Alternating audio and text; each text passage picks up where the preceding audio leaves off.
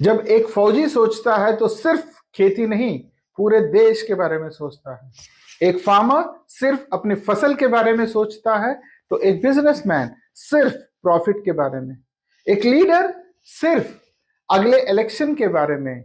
लेकिन फौजी फौजी सिर्फ देश के बारे में सोचता है। और वेंकटेश्वरा भी वैसे ही सोचता है, क्योंकि ये संस्था फौजियों से ही बना है। ये सिर्फ फार्मर्स के लिए नहीं, ये भारत के लिए सोचता है। कैसे अगले 5 साल में इंडिया को स्ट्रांग बनाना है, कैसे खेती को सिर्फ जमीन पर ना रहकर जमीन से उठाकर वर्ल्ड मैप पर लाना है। वेंकटेश्वरा का एक सपना भी है।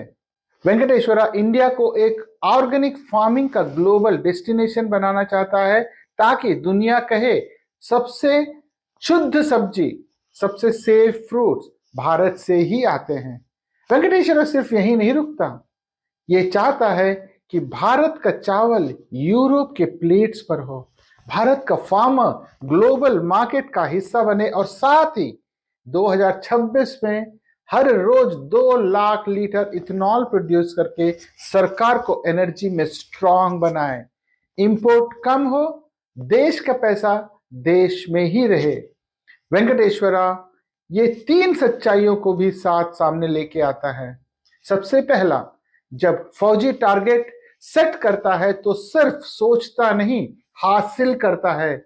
दूसरा, एक कोऑपरेटिव सोसाइटी सिर्फ बिजनेस मॉडल नहीं होती, वो सरकार की ताकत बन जाती है और फार्मर की ढाल भी।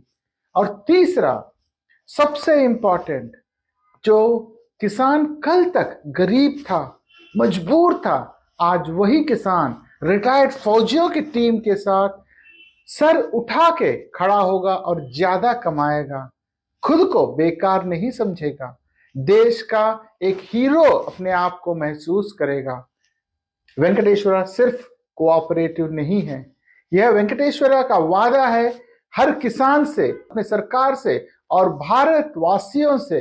क्योंकि जब फौजी देश संभाल लेता है तो कोई भी देश उस पर आंख उठाकर देखने की जरूरत नहीं करता, और जब यही फौजी खेती संभालता है तो देश भूखा नहीं रहता और किसान कभी भी अकेला नहीं होगा। भारत सबसे आगे और सबसे ऊपर रहेगा, यह फौजियों का वादा है। यह यानी वेंकटेश्वरा का वादा है भारत के लिए, भारतवासियों के लिए। जय हिंद।